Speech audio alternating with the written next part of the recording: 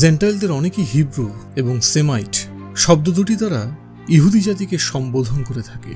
ইহুদি শব্দটি মুখে এনে তারা কোনো বিপদে পড়তে চায় না। একটা সময় ছিল যখন রাস্তাঘাটে তাদের নিয়ে হরদম আলোচনা হতো, তাদের সন্ত্রাসী কর্মকাণ্ডের খবর পত্রপত্রিকায় বড় অক্ষরে ছাপানো হতো। তাহলে কি এমন ঘটেছিল যার দরুন বিংশ শতাব্দীতে মানুষ ইহুদিদের ব্যাপারে উদাসীন হয়ে পড়ে? 1913 সালে অ্যান্টি ডিফরমেশন লীগ প্রতিষ্ঠিত হয়। আন্তর্জাতিক এই সংগঠনটির সদর দপ্তর নিউ ইয়র্কে অবস্থিত। একে কেন্দ্র করে গড়ে ওঠে 32টি শাখা অফিস। ইহুদিদের প্রতি সাধারণ মানুষের যত ক্ষোভ তা মোকাবেলা করাই এই সংগঠনটির মুখ্য উদ্দেশ্য।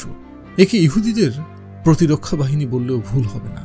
1958 সালে ডব্লু ক্লিওন স্কুসন, সাবেক FBI কর্মকর্তা, দ্য ন্যাক্ট কমিউনিস্ট নামে একটা বই প্রকাশ করেন। সেই বইয়ে উল্লেখ করেন, কোনো সমাজ ব্যবস্থার পরিবর্তন আনতে চাইলে সেখানকার অন্তত একটি প্রজন্মকে টার্গেট করতে হবে।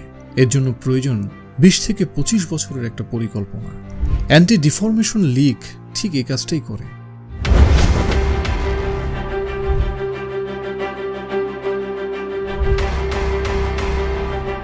তারা ইউরোপ, আমেরিকার সেই সব দেশকে টার্গেট করে যেখানকার প্রশাসনিক পদগুলোতে যথেষ্ট ইহুদি রয়েছে। শিক্ষা, ধর্ম এবং সাংস্কৃতিক বিভাগগুলোতে তারা পর্যায়ক্রমে আঘাত হানতে শুরু করে। ধর্মীয় শিক্ষা উঠিয়ে দিয়ে প্রতিষ্ঠা করে সেকুলারিজম। সেন্সর বোর্ড এমন সব নাটক এবং চলচ্চিত্র অনুমোদন দিতে শুরু করে যা যুব সমাজের নৈতিক অবক্ষয়ের কারণ হয়ে দাঁড়ায়। সুকৌশলে তারা খ্রিস্টান নারী সমাজের পর্দা প্রথা উঠিয়ে দেয়। অতীতে ইহুদিদের বিরুদ্ধে বিতর্কের জন্ম দিয়েছে এমন প্রতিটি বই তারা লাইব্রেরি থেকে সরিয়ে ফেলতে শুরু করে।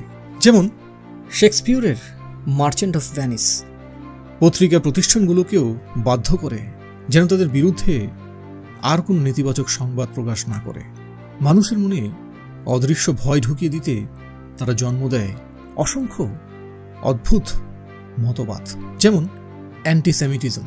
তারা চায় বিশ্ববাসী তাদের সমীহ করুক, তাদের প্রতি সহানুভূতি প্রদর্শন করুক। যুগ যুগ ধরে তাদের উপর যত নিপীড়ন চালিয়েছে এবার তার দায় মেটাক। তবে তাদের সাথে যে কেউই সন্ধি করতে চায়নি এমনটা নয়। পৃথিবীর অনেক রাষ্ট্র ইহুদিদের অনুরোধ করেছে যেন তারা পৃথক জাতীয়তাবাদ নীতি থেকে সরে আসে এবং একত্রিত হয়ে শান্তিপূর্ণভাবে বসবাস করে। কিন্তু কে শোনে কার কথা? পৃথক জাতীয়তাবাদ নীতিতে তারা কতটা ঐক্যবদ্ধ তার একটা নমুনা দেওয়া যাক। একতাবদ্ধ জাতি মানে এই নয় তাদের মধ্যে হানাহানি, মারামারি কিছুই ঘটে না। ক্রোধ, ঘৃণা, মারামারি সব সমাজেই বিদ্যমান। অন্যদের মতো তাদের সমাজেও এসব ঘটনা নিয়মিত ঘটতে থাকে। তবে এক্ষেত্রে ইহুদিদের সঙ্গে আমাদের মৌলিক পার্থক্য হচ্ছে, রেষারেষি শুরু হলে আমরা তৃতীয় পক্ষকে সুযোগ দিই, কিন্তু তারা দেয় না। যত যাই হোক না কেন তারা নিজেদের সমস্যা নিজেরাই মেটায়। আবার জাতীয় ইস্যুতে তারা এক হয়ে যায়। আজ যারা মারামারি করছে কাল তারা বন্ধু হয়ে যেতে পারে যদি জাতীয় স্বার্থে কোনো আঘাত আসে। এই গুণগুলো জেন্টাইলদের মাঝে কখনো দেখা যায় না। জেন্টাইলদের মাঝে ধর্মীয়, রাজনৈতিক, ঐতিহাসিক কারণে অনেক পার্থক্য রয়েছে। তাদের রয়েছে বহু জাত, ধর্ম এবং বিভাজন। ফলে তারা এক হতে চাইলেও সূক্ষ্ম কোনো ইস্যুতে তাদের মধ্যে সংঘাত উস্কে দেওয়া কোনো কঠিন কাজ নয়। এ কারণে ঐক্য বজায়ের ক্ষেত্রে ইহুদিরা সবসময় সুবিধাজনক অবস্থানে থাকে। তবে সস্তা সহানুভূতি দিয়ে তো আর ক্ষমতা দখল করা সম্ভব নয়। এজন্য প্রয়োজন যুদ্ধ। যতদিন না পৃথিবীর অন্য সব রাজত্বের পতন ঘটবে ততদিন এই ক্ষমতার একচ্ছত্র অধিপতি হওয়া সম্ভব নয়। তাই 19বিংশ শতাব্দীর শেষ দিকে প্রথম জায়নিস্ট সম্মেলনের পূর্বে তারা একটা নীল নকশা তৈরি করে। কিভাবে অন্যান্য সাম্রাজ্যে আঘাত হানবে, কিভাবে জনমত তৈরি করবে, কারা এর পেছনে অর্থ বিনিয়োগ করবে ইত্যাদি বিষয়গুলো সেই নকশায় স্থান পায়। এরপর থেকে তারা কতটা ধ্বংসাত্মক হয়ে উঠেছে তা বিংশ শতাব্দী থেকে আজ পর্যন্ত ঘটে যাওয়া যুদ্ধগুলোর দিকে তাকালেই উপলব্ধি করা সম্ভব। সবাই বলে দুষ্ট মানুষের কোনো ধর্ম নেই, তারা যে দুষ্ট এটাই তাদের পরিচয়। তাই তাদের পরিচয় প্রকাশে ধর্মকে না জড়ানোই উচিত, কারণ এর সাথে জড়িয়ে থাকে সমাজের বহু মানুষের আবেগ, অনুভূতি। কিন্তু যদি কোনো সম্প্রদায় নিজ ধর্মকে পুঁজি করে সন্ত্রাসবাদ কায়েম করে এবং ভয়ঙ্কর ষড়যন্ত্রে লিপ্ত হয়, তখন কি আর তাদের ধর্মীয় পরিচয় লুকিয়ে রাখার কোনো উপায় থাকে? পৃথিবীতে এখনও যে বহু সৎ এবং আদর্শবান ইহুদি বেঁচে আছে তা অস্বীকার করার কোনো উপায় নেই। কিছু নৈতিকতা সব ধর্মেই পাওয়া যায়। এমন যদি হতো ইয়ম কিপুর দিনটা রোজা রাখে, তারা ব্যর্থ। ইহুদিরা নিজেদের ধার্মিক বলে দাবি করলেও তাদের সম্পদশালীদের ধর্মীয় অনুশাসনের ধারের কাছেও দেখা যায় না। তাদের মধ্যে ওল্ড টেস্টামেন্টের ছিটে ফোটাও নেই। যারা কঠিন দরিদ্রতায় দিন পার করছে, কেবল তাদেরই প্রকৃত ধর্মীয় অনুশাসন মেনে চলতে দেখা যায়। বেচা বিক্রি কম হবে তা জেনেও সাব্বাতের দিনে দোকান বন্ধ রাখে। এবং এখন বলি, সাব্বাত কি? প্রতি সপ্তাহের শনিবার হলো সাব্বাত। ইহুদিদের নিকট তা হলো সাপ্তাহিক ছুটির দিন। আর ইয়ম কিপুর হচ্ছে, এটি ইহুদিদের নিকট বছরের সবচেয়ে পবিত্র দিন। দিন রাত মিলিয়ে 25 ঘন্টা রোজা রেখে তারা এই দিনটিকে পালন করে থাকে এবং সব পাপ কর্মের জন্য সৃষ্টিকর্তার নিকট ক্ষমা প্রার্থনা করে। জাতীয় চেতনা এই গরিবদের কখনো ক্ষমতার গদি এনে দিতে পারেনি। মূলত সঠিকভাবে নিজ ধর্ম পালন আর ধর্মকে পুঁজি করে ব্যবসা এবং সন্ত্রাসবাদ কায়েম কখনো এক বিষয় নয়। প্রকৃতভাবেই তাদের প্রতিটি প্রজন্ম এমন কিছু গুণ পেয়ে থাকে যা জেন্টাইলদের মাঝে সাধারণত দেখা যায় না। আচ্ছা, বারবার জেন্টাইল শব্দটা ব্যবহার করছি, হয়তো আপনাদের মনে প্রশ্ন জাগতে পারে, জেন্টাইল শব্দটির অর্থ কি? জেন্টাইল হচ্ছে পৃথিবীর নন ইহুদি সকল সম্প্রদায়কে একসাথে জেন্টাইল বলে। অর্থাৎ আমরা যে কোনো ধর্মের, ইহুদি বাদে যে কোনো ধর্মের মানুষকেই জেন্টাইল বলা হয়। এবার ফিরে আসি আবার আগের কথায়। ওই সমস্ত গুণের কথা বলছিলাম যেগুলো হয়তো ইহুদিদের মধ্যে থাকে কিন্তু জেন্টাইলদের মধ্যে দেখা যায় না, মানে আমাদের মধ্যে দেখা যায় না। তাদের সবার মাঝেই কম বেশি এই গুণগুলি উপস্থিত থাকে। এই জাতীয় কিছু বৈশিষ্ট্য পাঠকদের জানা উচিত বলে মনে করি। যেমন, ব্যবসা বাণিজ্যে ইহুদিদের মতো প্রতিভাবান জাতি আর দ্বিতীয়টি নেই। এর রহস্য কেবল সৃষ্টিকর্তাই জানেন, কেন তিনি তাদের এভাবে সৃষ্টি করেছেন। দ্বিতীয়ত, ইহুদিদের মতো সূক্ষ্ম মেধাসম্পন্ন মানুষ পৃথিবীতে খুব কমই এসেছে। ব্যবসা বাণিজ্যে অসামান্য দক্ষতা অন্যদের চক্ষুশূলে পরিণত করেছে। অনেক সম্প্রদায় তো তাদের সাথে ব্যবসা বাণিজ্য করতেই অস্বীকৃতি জানিয়েছে, এমনকি বহুবার তাদের একঘরে করে রাখা হয়েছিল। তবে ইহুদিদের রাজনৈতিক পরিকল্পনাগুলো এতটাই বিস্ময়কর ছিল, বিভিন্ন দেশের রাজা বাদশারা পর্যন্ত তাদের অভ্যর্থনা না জানিয়ে পারত না। ইহুদিরা অসংখ্য মতবাদের জন্মদাতা। একটি সমাজকে বহু অংশে বিভক্ত করার সহজ উপায় হচ্ছে তাদের মাথায় নতুন নতুন মতবাদ ঢুকিয়ে দেওয়া। ধরুন, একটা মাঠে 16টি বিড়াল আছে। এখন যদি একটা বড় গামলায় বিড়ালগুলোকে দুধ পান করতে দেওয়া হয়, তবে তারা একত্রিত হয়ে দুধ পান করবে। কিন্তু এই দুধ যদি 4টি আলাদা পাত্রে ভাগ করে মাঠের 4 কোণায় রেখে দেওয়া হয়, তবে খুব সম্ভাবনা আছে বিড়ালগুলি 4টি দলে বিভক্ত হয়ে দুধ পান করবে। দলগুলোতে যদিও সদস্য সংখ্যায় পার্থক্য থাকতে পারে, নতুন নতুন মতবাদ ঠিক একই রূপে কাজ করে, যার জন্যে আমাদের সমাজ আজ বহু ভাগে বিভক্ত। প্রকাশনী প্রতিষ্ঠানগুলোতে তারা নিজেদের লেখক, কলামিস্ট এবং চিত্রকর নিয়োগ দিয়ে থাকে। কিছুদিন পরপর পরিকল্পিত উপায়ে নতুন সব তত্ত্ব এবং মতবাদ বাজারে নিয়ে আসে। এসব পড়ে পাঠকদের মনে বিরূপ প্রতিক্রিয়া সৃষ্টি হয়। পত্রিকায় যা প্রকাশিত হয় তা সত্য মিথ্যা যাচাই করার উপায় তো আর সবার থাকে না। ফলে পত্রিকা পড়ে মানুষ যা বোঝে তা নিয়ে অন্যদের সঙ্গে আলোচনা শুরু করে দেয়, আর আলোচনায় যদি সমর্থন না পায় তবে অনেক সময় তা মারামারি পর্যন্ত করায়। ইহুদিরা আজ পর্যন্ত এত নির্যাতনের শিকার হয়েছে কেন? এই প্রশ্নের সঠিক উত্তর হয়তো অনেকেই দিতে পারবেন না। এই প্রশ্নের উত্তর জানতে একটা উদাহরণ উপস্থাপন করা যাক। প্রাচীন ইংল্যান্ডে ব্যবসায়ী এবং বণিক দলগুলোর মাঝে বেশ কিছু নিয়মকানুনের প্রচলন ছিল, যা মেনে চলা তাদের জন্য বাধ্যতামূলক ছিল। এগুলোকে জাতীয় ঐক্য এবং সংহতি রক্ষার অনুশাসনও বলা হতো। যেমন, একজন প্রতিষ্ঠিত এবং সম্মানিত ঠিকাদারকে কখনো পরবর্তী কাজের জন্য দরপত্র কিংবা টেন্ডার জমা দিতে হবে না, বরং কাজ নিজ থেকেই তার নিকট চলে আসবে। নিজ দোকানের বিক্রি বাড়াতে এমন কোনো কাজ করা যাবে না যা অন্যান্য ব্যবসায়ী ভাইদের প্রতিযোগিতার মুখে ফেলে দেয়। একই সঙ্গে একাধিক পণ্যের বাণিজ্য ছিল কঠোর নিষেধাজ্ঞা। যেমন, যদি কোনো ব্যক্তি চা পাতা বিক্রি করে তবে সে কখনো চা চামচ বিক্রি করতে পারবে না। যদি কোনো বিজ্ঞাপনের বিরুদ্ধে জনগণ বিরূপ প্রতিক্রিয়া দেখায় এবং বিজ্ঞাপিত পণ্য ক্রয় করতে অস্বীকৃতি জানায়, তবে বিজ্ঞাপনদাতা প্রতিষ্ঠানকে কঠিন অপমানের মুখোমুখি হতে হতো, এমনকি ব্যবসাও বন্ধ হয়ে যেত। সে সময় সামাজিক অনুশাসনগুলোতে মানুষ স্বর্গীয় আইনের মতো শ্রদ্ধা করত। যারা এই আইন লঙ্ঘন করত তাদের উপর নেমে আসত কঠিন শাস্তি। আইন অমান্যকারীর জন্য কোনো ক্ষমার বিধান ছিল না। কিন্তু ইহুদিরা ইংল্যান্ডে আসার কিছুদিন পর সকল ব্যবসায়িক অনুশাসন ভেঙে দেয়। পণ্য বিক্রয়তারা এতটাই অধৈর্যশীল ছিল, একসঙ্গে অনেক পণ্য বিক্রি করতে শুরু করে। সামাজিক প্রথা ভেঙে এক দোকানে একাধিক পণ্য সাজিয়ে রাখতে শুরু করে, যা থেকে জন্ম নেয় বিভাগীয় বিপণী বিতান, ডিপার্টমেন্টাল স্টোর। স্বল্প মুনাফা, অধিক বিক্রয়, এই ধারণাটি প্রথম ইহুদিদের মগজ থেকে বের হয়। উৎপাদন ব্যয় কমাতে তারা পণ্যদ্রব্যে ভেজাল মেশাতে শুরু করে। জেন্টাইলরা গুণগত মান ঠিক রাখার জন্য দীর্ঘ সময় নিয়ে পণ্য উৎপাদন করত, কিন্তু ইহুদিদের দৈরাত্ম্যে সেই সংস্কৃতি ভেঙে পড়ে। তাছাড়া কিস্তিতে ধার পরিশোধের বিষয়টি প্রথম তাদের মাথা থেকে বের হয়। মোট কথা, ব্যবসায়ে অচল অবস্থা তারা কোনোভাবেই সহ্য করতে পারে না। যে কোনো মূল্যেই হোক বাজারে পণ্য বিক্রয় সচল রাখতেই হবে। ইহুদিরাই প্রথম ব্যবসায়িক কাজে বিজ্ঞাপন প্রথা সংযোজন করে। দোকানের অবস্থান, পণ্যের বিবরণ, মূল্যের পরিমাণ ইত্যাদি কাগজে লিখে বিভিন্ন জায়গায় পোস্টারিংয়ের ধারণা তারাই বাজারে নিয়ে আসে। বিজ্ঞাপনের মাধ্যমে তারা সমাজের বিশিষ্ট ব্যক্তিদের সঙ্গে ঘনিষ্ঠ সম্পর্ক তৈরি করত, যেন প্রয়োজনের সময় অর্থ সাহায্য পাওয়া যায়। অসাধু এবং অনৈতিক উপায়ে ব্যবসায়িক কার্যক্রম চালিয়ে যাওয়া তাদের কাছে ছেলে খেলার মতো। অথচ জেন্টাইলরা কাউকে ঠকিয়ে বাণিজ্য করাকে আত্মসম্মানবোধ বিসর্জন দেওয়া মনে করত, কারণ ধরা পড়লে তার জন্য অসহনীয় অপমান অপেক্ষা করত। আশা করি এবার বুঝতে কষ্ট হচ্ছে না কেন পৃথিবীর বিভিন্ন দেশ থেকে তাদের অসংখ্যবার নির্বাসিত করা হয়েছে। 1100 থেকে 1600 খ্রিস্টাব্দ পর্যন্ত ইউরোপের বিভিন্ন দেশ থেকে তাদের নির্বাসন করার একটা সংক্ষিপ্ত ছক বলা যেতে পারে।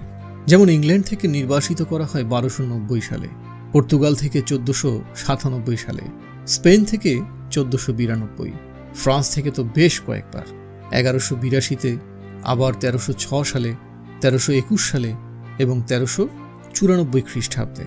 জার্মান থেকেও কয়েকবার, 1348, 1510, 1551। এগুলো ছাড়া অন্যান্য রাষ্ট্র রয়েছে, যেমন হাঙ্গেরি, নেপোলিস, ক্রিমিয়া, অস্ট্রিয়া। তবে একবিংশ শতাব্দীর এই যুগে তাদের নতুন করে নির্বাসিত করবে এমন ক্ষমতা কোনো রাষ্ট্রের নেই। মূলত তারা এই ক্ষমতা কেড়ে নিয়েছে।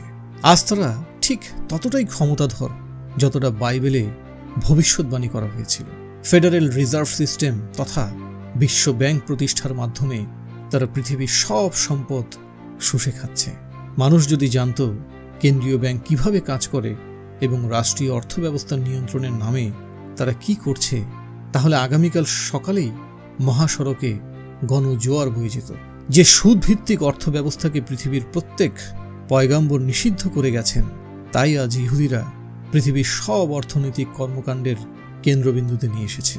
এখন দেখার বিষয়, এই রাজকীয় ক্ষমতা এখন নিউ ইয়র্ক থেকে জেরুজালেমের স্থানান্তরিত হয়, যেমনটা ওল্ড টেস্টামেন্টে বলা হয়েছে। আর তখনই বুঝতে হবে পৃথিবীর শেষ সময় ঘনিয়ে এসেছে। আচ্ছা, এবার একটু আলোচনা করা যাক অ্যান্টিসেমিটিজম কি। কোনো অপরাধী কখনোই চায় না তার অন্ধকার জীবনের ইতিহাস সাধারণ মানুষের সামনে ফাঁস হয়ে যাক। তাকে নিয়ে পত্র পত্রিকায় নেতিবাচক কিছু লেখা হোক, কিংবা আইন বিভাগ তার বিরুদ্ধে গ্রেফতারি পরোয়ানা জারি করুক। সে চায় পৃথিবীর সব সম্পদ একাই ভোগ করবে, কিন্তু কেউ প্রতিবাদ করতে পারবে না। তার বিরুদ্ধে যেন কেউ নেতিবাচক কিছু লিখতে না পারে, সে যেন পত্রিকা প্রতিষ্ঠানগুলো অর্থের বিনিময় কিনে নেয়। আবার সম্পদের লোভ দেখিয়ে পুরো প্রশাসনকে নিজের পকেটে পুরে রাখে। এভাবে সে সমাজের ভিআইপির মর্যাদা পেতে শুরু করে। তার নিরাপত্তা নিশ্চিত করাই যেন আইন বিভাগের প্রধান কাজ হয়ে দাঁড়ায়। এভাবেই জন্ম নেয় নতুন সব গডফাদার, যারা সুরক্ষা বলয়ের মধ্যে থেকে একসময় শক্তিশালী আন্তর্জাতিক নেটওয়ার্ক গড়ে তোলে। তারা এতটাই ক্ষমতাধর হয়ে ওঠে, তাদের বিরুদ্ধে পদক্ষেপ নিতে গেলে প্রতিটি দেশের রাষ্ট্রপ্রধানকে অন্তত কয়েকবার ভাবতে হয়। আর যখন কোনো সাহসী ব্যক্তি তথ্য প্রমাণসহ এই অপরাধীদের অন্ধকার জীবনের ইতিহাস ফাঁস করার প্রচেষ্টা করে, তখন সমাজের চতুর্দিক থেকে একের পর এক বিদ্রুপাত্মক সমালোচনা আসা শুরু করে। যেহেতু সংবাদ সংস্থাগুলো আগেই বিক্রি হয়ে গেছে, তাই মনিবের সম্মান রক্ষায় তারা উঠে পড়ে লেগে যায়। তারা সেই সাহসী ব্যক্তিকে একের পর এক মনগড়া অভিযোগে ফাঁসাতে শুরু করে। মূলত কিছু পূর্ব পরিকল্পিত কৌশল প্রতিটি সংবাদ প্রতিষ্ঠানই তৈরি করা থাকে, যেমন উদ্ভূত প্রতিটি পরিস্থিতি তৎক্ষণাৎ মোকাবেলা করা সম্ভব হয়। সাহসী সেই ব্যক্তিটি যে তথ্যই উপস্থাপন করুক না কেন, বিক্রি হয়ে যাওয়া সংবাদ প্রতিষ্ঠানগুলো তার সকল প্রচেষ্টাকে পণ্ড করে দিতে ব্যস্ত হয়ে পড়ে। এভাবে একসময় সাধারণ মানুষ গডফাদারদের বিরুদ্ধে কথা বলার ন্যূনতম সাহসটুকু হারিয়ে ফেলে। জরাজীর্ণতা এবং বিভিন্ন কুসংস্কার সাধারণ মানুষকে আচ্ছন্ন করে রাখে। সবাই ভাবে এদের নিয়ে কথা না বলাই ভালো, কথা বলতে গেলে না জেনে কোন মিথ্যা অপবাদে দোষী হতে হয়। ফলে গডফাদাররা সবসময় ধরাছোঁয়ার বাইরে থেকে যায়। সাংবাদিকতা শিল্পের উপর নোমান চমস্কি তার স্বরচিত বই ম্যানুফ্যাকচারিং কনসেন্টে এ নিয়ে বিস্তারিত আলোচনা করেছেন। আগের দেওয়া উদাহরণগুলো আজকের সাম্রাজ্যবাদী ইহুদিদের সাথে মিলে যায়। মানুষ যেন তাদের বিরুদ্ধে এক হতে না পারে, সেজন্যই তারা স্বাধীন তথ্য প্রবাহের উপর আঘাত এনেছে। ভয় এবং কুসংস্কারের রাজত্ব কায়েম করতে তারা অ্যান্টিসেমিটিজম ধারার জন্ম দিয়েছে। বিষয়টি যে নতুন কিছু তা নয়। আন্তর্জাতিক সাংবাদিকতা শিল্পে এটি বহুল ব্যবহৃত এবং আলোচিত একটি বিষয়। ইসরায়েল সম্পর্কিত অনেক ইস্যুতে আজ এই শব্দটি ব্যবহার করা হচ্ছে, যদিও এর প্রথম ব্যবহার হয়েছিল 1879 সালের জার্মানিতে। তবে অধিকাংশের কাছে এই শব্দকে নতুন বলে মনে হতে পারে। ইহুদিদের বিরুদ্ধে যে কোনো নেতিবাচক ধারণা পোষণ করাকে অ্যান্টিসেমিটিজম বলা হয়, আর যে ব্যক্তি তাদের বিরুদ্ধে এই ধারণা পোষণ করে তাকে বলা হয় অ্যান্টিসেমাইট। আপনি সত্য না মিথ্যা বলছেন তা এখানে বিবেচ্য বিষয় নয়। প্যালেস্টাইনে আরবদের অধিকার নিয়ে কথা বলুন, বলশেভিক বিপ্লবে তাদের গণহত্যার কথা বলুন, ব্যাংকিং ব্যবস্থায় তাদের ষড়যন্ত্রের কথা বলুন, চলচ্চিত্র শিল্পে তাদের অশ্লীলতার কথা বলুন, বিশ্বযুদ্ধে তাদের ষড়যন্ত্রের কথা বলুন, শিক্ষা ব্যবস্থায় তাদের ষড়যন্ত্রের কথা বলুন, ধর্ম প্রচারের নামে রাবাইদের বিভ্রান্তি ছড়ানোর কথা বলুন, অনুসন্ধানী কোনো রিপোর্টে তাদের জড়িত ব্যক্তিদের নাম প্রকাশ করুন। তবে মনে রাখুন, এই জাতীয় কোনো একটি কাজ করেছেন তো আপনার ওপর অ্যান্টিসেমাইট লেবেল চাপিয়ে দেওয়া হবে। এশিয়া বা আফ্রিকায় এই বিষয়টির খুব একটা প্রচলন না থাকলেও ইউরোপ আমেরিকায় এটি রীতিমতো হইচইয়ের বিষয় হয়ে দাঁড়িয়েছে। প্রশাসনিক দপ্তরে সবচেয়ে উচ্চপদস্থ থেকে নিম্ন পদ পর্যন্ত সবাই এই সম্পর্কে অবগত। গত 100 বছরের ইতিহাস ভালোভাবে পর্যালোচনা করলে এমন কাউকে খুঁজে পাওয়া যাবে না যিনি অ্যান্টিসেমাটাইট হয়েও আমেরিকার প্রেসিডেন্ট হতে পেরেছেন।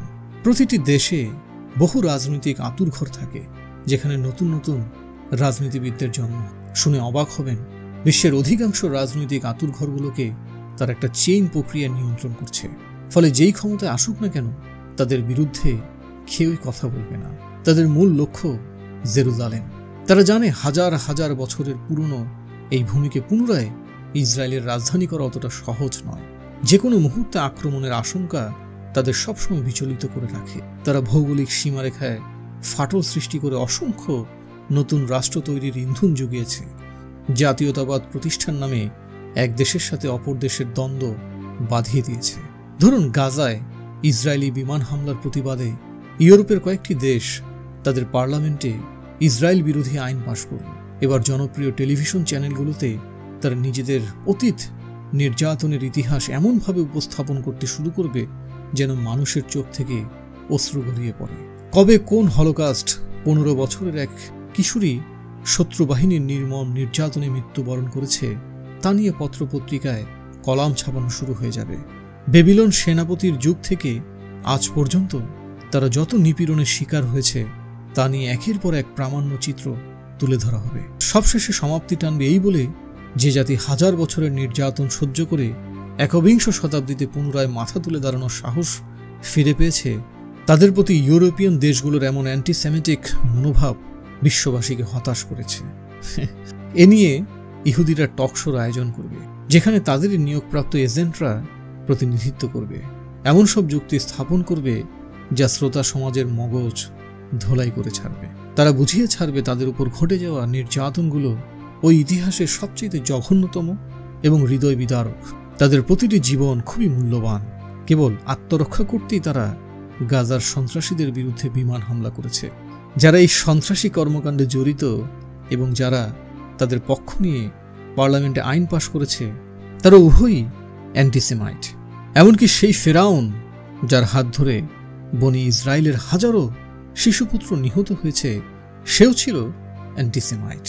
তাদের প্রচেষ্টা ইতোমধ্যে সফল হয়েছে। আজ আন্তর্জাতিক মহলগুলোতে ইহুদিদের নিয়ে তেমন কোনো আলোচনা হয় না। সবাই তাদের পাশ কাটিয়ে চলার পথ অবলম্বন করে। প্রথম বিশ্বযুদ্ধের আগে জার্মানিতে তারা যে ত্রাসের রাজত্ব কায়েম করেছিল, তা আজ তারা পুরো বিশ্বে কায়েম করে গেছে। ব্যক্তিগতভাবে একটি বা দুটি মহল ইহুদিদের নিয়ে আলোচনা করলেও সামগ্রিকভাবে বড় কোনো মহল তাদের বিরুদ্ধে কথা বলার সাহস করে না। পৃথিবীর বড় বড় শহরগুলোতে আজ ষড়যন্ত্রের আভাস পাওয়া যাচ্ছে। চারদিকে বারুদের গন্ধ, আর একটি বিশ্বযুদ্ধ যেন পৃথিবীর দরজায় টোকা দিয়ে যাচ্ছে। কিন্তু কবে, কখন, কোথা থেকে এই যুদ্ধ শুরু হবে তা নিশ্চিত করে বলা যাচ্ছে না। ইহুদিরা চায় না চূড়ান্ত মঞ্চ তৈরির পূর্বে বিশ্ববাসীর নিকট তাদের ষড়যন্ত্র ফাঁস হোক, কারণ এটাই একমাত্র ইস্যু যা পুরো জেন্টাইল বাহিনীকে ইহুদিদের বিরুদ্ধে এক করে তুলতে পারে। অ্যান্টিসেমিটিজমকে 3টি শ্রেণীতে ভাগ করা যায়। 1. কোনো রকম বাজ বিচার ছাড়াই ইহুদিদের অপছন্দ করা হচ্ছে প্রথম শ্রেণীর অন্তর্ভুক্ত। তাদের ব্যাপারে খুব সীমিত জ্ঞান রয়েছে। এমন মানুষদের মনেই কেবল এই জাতীয় মনোভাব লক্ষ্য করা যায়। এমন অনেকে আছে, যদি জিজ্ঞেস করা হয় আপনি কেন তাদের ঘৃণা করেন, তবে সেই ব্যক্তি এর গঠনমূলক কোনো উত্তর দিতে পারবে না। দ্বিতীয় শ্রেণী হচ্ছে ইহুদিদের প্রতি ঘৃণা বা শত্রুতাপূর্ণ মনোভাব পোষণ করা দ্বিতীয় শ্রেণীর অন্তর্ভুক্ত। অপছন্দ করা আর শত্রুতা পোষণ করা কখনো এক বিষয় নয়। যেমন চায়ের সাথে দুধ মেশানোকে অপছন্দ করতে পারেন, কিন্তু তার মানে এই নয় আপনি দুধ ঘৃণা করেন। তৃতীয়, ইহুদিদের বিরুদ্ধে সাধারণ মানুষের সংঘাতমূলক মনোভাব তৃতীয় শ্রেণীর অন্তর্ভুক্ত। এ পর্যায়ে মানুষ প্রতিশোধ পরায়ণ হয়ে ওঠে, যার দরুন তাদের মধ্যে পৈশাচিক অত্যাচার নেমে আসে। অভ্যাসগত কারণে অ্যান্টিসেমিটিজম আজ পুরো পৃথিবীতে ছড়িয়ে পড়েছে।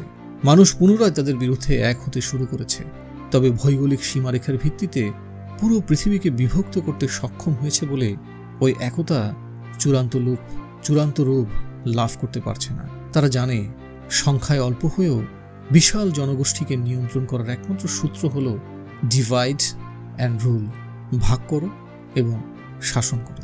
তারা যে কেবল আলাদা আলাদা ভূরাষ্ট্রই তৈরি করেছে তা নয়, বরং গণতন্ত্র, সমাজতন্ত্র, রাজতন্ত্র ইত্যাদি বিভিন্ন মতবাদের বীজ ছড়িয়ে দিয়েছে প্রতিটি দেশে, অসংখ্য রাজনৈতিক দলের ভিতরে। এরা প্রতিনিয়ত ক্ষমতার লোভে একে অপরের সঙ্গে যুদ্ধ করে যাচ্ছে। যে চাকার উপর ভর করে আপনি গন্তব্যে পৌঁছবেন, সেই চাকাতেই যদি ঘৃণা থাকে তবে আর গন্তব্যে পৌঁছানো হবে না। এবার আসা যাক জার্মানদের অবস্থান ইহুদিদের বিরুদ্ধে কেন ছিল। জার্মানিকে বলা হয় কবি এবং চিন্তাবিদদের দেশ। এদেশের মাটিতে বহু প্রতিভাধর কবি ছিলেন, লেখক এবং দার্শনিকের জন্ম হয়েছে। সমৃদ্ধ পাশ্চাত্য সাহিত্যের ইতিহাসে তাদের রয়েছে অসামান্য অবদান। শিক্ষা, রাজনীতি, অর্থনীতি এবং প্রযুক্তির মতো প্রতিটি গুরুত্বপূর্ণ অঙ্গনে তারা প্রতিভার স্বাক্ষর রেখেছে। কিন্তু কে বলবে, মাত্র 3 দশক পূর্বেও তারা 2 ভূখণ্ডে পূর্ব এবং পশ্চিম জার্মানিতে বিভক্ত ছিল, যা পরিচালিত হতো 2টি ভিন্ন রাজনৈতিক মতাদর্শ দ্বারা। আধুনিক জার্মানির উত্থান ঠিক কবে থেকে শুরু হয় তা সঠিকভাবে বলা সম্ভব নয়, কারণ তাদের ইতিহাসে রয়েছে অনেক জটিলতা। পথ চলতে গিয়ে তারা যত ধাক্কা খেয়েছে, তাদের ইতিহাস ততই সমৃদ্ধ হয়েছে। যে দেশটিকে নিয়ে এত আলোচনা, তারা মাত্র 100 বছর পূর্বেও কি পরিমাণ ভয়ঙ্কর কুসংস্কার দ্বারা আচ্ছন্ন ছিল তাকে কখনো কল্পনা করা সম্ভব। একটি জাতি তাদের উপর ত্রাসের রাজত্ব কায়েম করে, বিষাক্ত অণুজীব হয়ে প্রবেশ করে জার্মানদের প্রতিটি রন্ধ্রে রন্ধ্রে, ধসিয়ে দেয় তাদের সমাজ ব্যবস্থার প্রতিটি কাঠামো। অভাব এবং দারিদ্রতার দরুন নেমে আসে ভয়াবহ দুর্ভিক্ষ। 1923 সালে তাদের অর্থনীতিতে যে বিপর্যয় নেমে আসে, তা আজও বিশ্ব অর্থনীতির ইতিহাসে অত্যন্ত বড় বিপর্যয়। ঠিক তখন এমন এক ব্যক্তির আবির্ভাব ঘটে যার কথা পুরো পৃথিবী আজও স্মরণ করে, যদিও তার নেতিবাচক অর্থে। তিনি হলেন অ্যাডলফ হিটলার। তার হাতেই নাৎসি বাহিনী প্রতিষ্ঠা পায়। প্রচলিত আছে তার এই বাহিনী দ্বিতীয় বিশ্বযুদ্ধে 60 লাখ ইহুদি হত্যা করে, যা হলোকাস্ট নামে পরিচিত। হিটলারের হলোকাস্ট বিষয়টি যেমন সত্য, তেমনি তার উপর যে যুদ্ধ চাপিয়ে দেওয়া হয়েছিল তাও অস্বীকার করার কোনো উপায় নেই।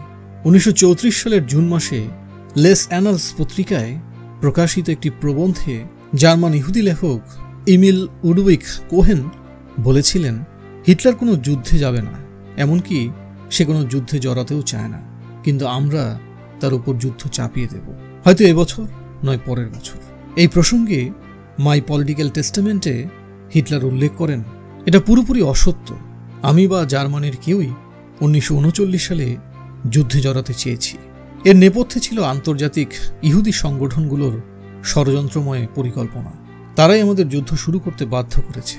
ধ্বংসাত্মক প্রথম বিশ্বযুদ্ধের পর আরেকটি যুদ্ধের কথা আমি কখনো কল্পনা করিনি, হোক না তা আমেরিকা বা ইংল্যান্ডের বিরুদ্ধে। এই সংগঠনগুলোর মধ্যে ছিল ইহুদিদের অসংখ্য ব্যাংকিং প্রতিষ্ঠান, যা আজও পুরো বিশ্বে কাজ করে যাচ্ছে। জেরুজালেম থেকে নির্বাসিত হয়ে নিজেদের একতা এবং ঐতিহ্য ধরে রাখতে তারা আল জুদান নামে নতুন এক রাষ্ট্র জন্ম দেয়। কিন্তু এর রাষ্ট্রকে চোখে দেখা যেত না, কারণ এর নিজস্ব কোনো ভূমি ছিল না। তাদের সদস্যরা পৃথিবীর যে প্রান্তে অবধি রয়েছে, রাষ্ট্রের সীমানা ছিল তত দূর পর্যন্ত বিস্তৃত। কি ভয়াবহ ব্যাপার!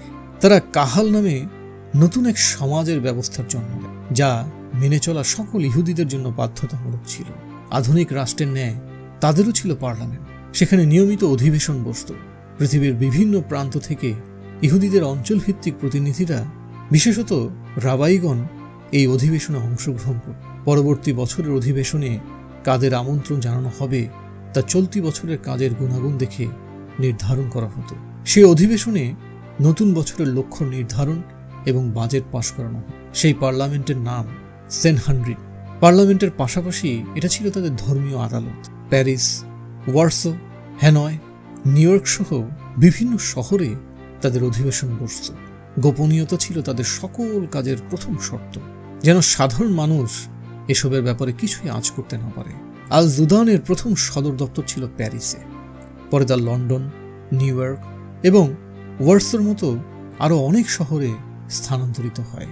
পৃথিবীর বিভিন্ন দেশে গড়ে ওঠে এর শাখা সংগঠন। গুপ্তচরের ন্যায় ছড়িয়ে পড়ে পুরো পৃথিবীতে। ইসরায়েল পুনরুদ্ধার এবং জেরুজালেমকে রাজধানী হিসেবে পুনঃপ্রতিষ্ঠা করাই ছিল তাদের সকল কার্যক্রমের মূল উদ্দেশ্য। ছোট্ট এই শহরটিকে নিয়ে মানুষের হানাহানি, রক্তারক্তির যেন শেষ নেই। অনেকে ছন্দ করে বলে, পৃথিবীর আদি শিকড় হয়তো এই ভূমিতে গজিয়েছে, যার জন্য সবাই এখানে ফিরে আসে, আর এখান থেকে সকল হানাহানির সূত্রপাত হয়। তারা বিশ্বাস করে যখন বহু প্রতীক্ষিত মসীহ পৃথিবীতে আসবেন, তখন তাদের আর কোনো দুঃখ থাকবে না। তবে তার আগমন নিশ্চিত করতে এই ভূমিকে অবশ্যই ইসরায়েলের রাজধানী হিসেবে পুনঃপ্রতিষ্ঠা করতে হবে। এই পথে কোনো কাঁটা সহ্য করা হবে না। তাই আজ অবধি যারাই পথের কাঁটা হয়ে দাঁড়িয়েছে, কালের পরিক্রমায় তাদের সীমাহীন দুর্ভাগ্য সহ্য করতে হয়েছে, যেমনটা ঘটেছে জার্মান এবং রাশিয়ানদের ভাগ্যে। 1922 সালে পূর্ব ইউরোপে যে সোভিয়েত রাষ্ট্রের সূচনা ঘটে, তা ছিল ইহুদিদের কাহাল ব্যবস্থার অনুরূপ। সোভিয়েত নিয়ে তাদের ছিল সুদীর্ঘ পরিকল্পনা। তবে 1905 সালে সেই পরিকল্পনা ফাঁস হলে রাশিয়ান সম্রাট নিকোলাস ইহুদিদের নাগরিকত্ব বাতিল করেন। ফলে বিশাল একটা জনগোষ্ঠী উদ্বাস্ত হয়ে পড়ে। সেকালে জার্মানির 50% পত্রিকা ইহুদিদের নিয়ন্ত্রণে ছিল। পত্রিকায় কি ছাপানো হবে আর কি বাদ যাবে তা কেবল তারাই নির্ধারণ করে। খুবই করুণ ভঙ্গিতে তারা এই উদ্বাস্ত জনগোষ্ঠীর মানবেতর জীবনচিত্র চারদিকে প্রচার করতে শুরু করে। কিন্তু সম্রাট নিকোলাস কেন তাদের নাগরিকত্ব হরণ করলেন এবং কেনই বা তাদের বের করে দিলেন, তা নিয়ে কোনো কিছুই প্রকাশ করা হলো না। ফলে সাধারণ মানুষ মূল ঘটনা সম্পর্কে অজ্ঞই রয়ে গেলেন। তাদের সামনে যা উপস্থাপন করা হলো তাই গিলে খেল। উদ্বাস্ত এই জনগোষ্ঠীর জন্য চারদিকে মায়া এবং ভালোবাসার রোল পড়ে গেল। জনগণের আকুল আবেদনে জার্মান সম্রাট তার দেশের সীমানা খুলে দিলেন। কিন্তু এত অভ্যর্থনা জানিয়ে জার্মানরা যাদের আশ্রয় দিল, কিছুদিন পর তারাই যে যোগ হয়ে তাদের উপর জেঁকে বসবে, তাকে জার্মানরা ভুলেও কল্পনা করেছিল। আশ্রয় লাভের কিছুদিন পর থেকেই বিভিন্ন মন্ত্রণালয়, উপমন্ত্রণালয়, বিচার বিভাগ এবং আইন বিভাগের মতো গুরুত্বপূর্ণ পদে তারা সুকৌশলে প্রবেশ করতে শুরু করে। জনসংখ্যায় মাত্র 2% হয়েও পুরো জার্মান প্রশাসনের হর্তাকর্তা বনে যায়। ব্যাংকিং নেটওয়ার্ক হয়ে ইহুদিদের হাতে আসত মোটা অঙ্কের বিনিয়োগ, যা দিয়ে বিভিন্ন প্রতিষ্ঠানকে তারা তুড়ি মেরে কিনে নিত। ইহুদিদের এক দল ব্যাংকারের কাছে পুরো দেশ আটকা পড়ে। শুরু হয় অর্থনৈতিক অধঃপতন, যার চূড়ান্ত রূপ দেখা যায় 1923 সালে। ফেডেরিক টেইলরের লেখা দ্য ডাউনফল অফ মানি বই থেকে একটা উদাহরণ দেওয়া যাক।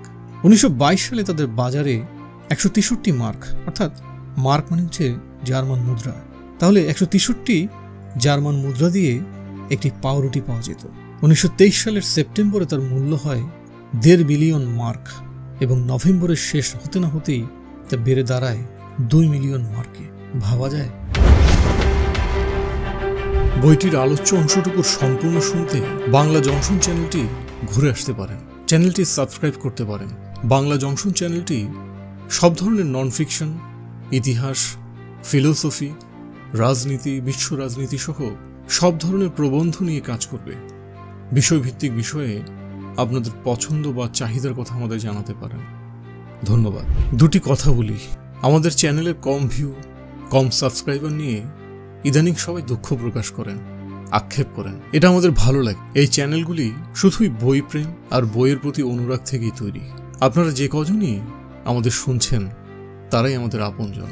কোনো রকম প্রচারণা ছাড়াই আমরা আপনাদের কাছে পৌঁছেছি। আশা করি সামনে আমাদের পরিবার আরো বড় হবে। তবে আপনারা আপনাদের যার যার অবস্থান থেকে আপনাদের ভালোবাসার বহিঃপ্রকাশ করতে পারেন।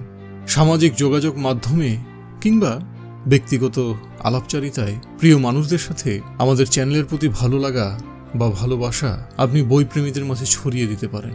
একটা গল্প 50 জন শুনলেও লাইক করেন 10 থেকে 20 জন। মতামত বা ভালো লাগা মন্দ লাগা জানাতে একেবারেই ভুলে যান। আশা করি ভালোবেসে আগামীতে এই কাজগুলি করবেন। আর এটা মজার ব্যাপার হচ্ছে, আমাদের 70% শ্রোতাই সাবস্ক্রাইব করতে ভুলে যান। হয়তো আমাদের আরো ভালোভাবে কাজ করা উচিত এবং তাই আমরা চেষ্টা করে যাচ্ছি। আশা করি আপনারা পাশে থাকবেন। ধন্যবাদ।